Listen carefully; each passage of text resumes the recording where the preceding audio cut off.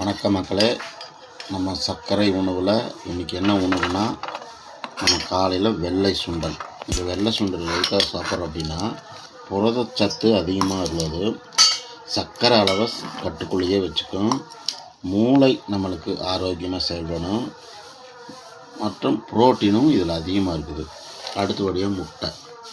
நம்ம முட்டை எதுக்காக சாப்பிட்றோம்னா, நம்ம எலும்பு நல்லா வலுவாக இருக்கிறதுக்கும், இதயம் ஆரோக்கியமாக செயல்படுறதுக்கும், சர்க்கரை அளவு குறைக்கிறதுக்கு ரொம்ப முக்கியமாக பயன்படுது.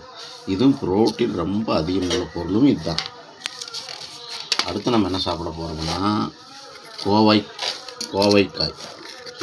கோவைக்காயில் என்ன இருக்குன்னா, இது புற்றுநோய் வர்றதையும் தடுக்கும், ரெண்டாவது இதயத்தையும் நல்லது, தேவையற்ற கொழுப்பு இருந்தாலும் நம்ம உடம்புலேருந்து கழிவை பூரா வெளியேற்றி விட்டுரும், சர்க்கரையும் கட்டுக்குள்ளேயே வச்சுக்கணும். அதுக்காக தான் நம்ம இந்த கோவைக்காய் சாப்பிட்றோம்.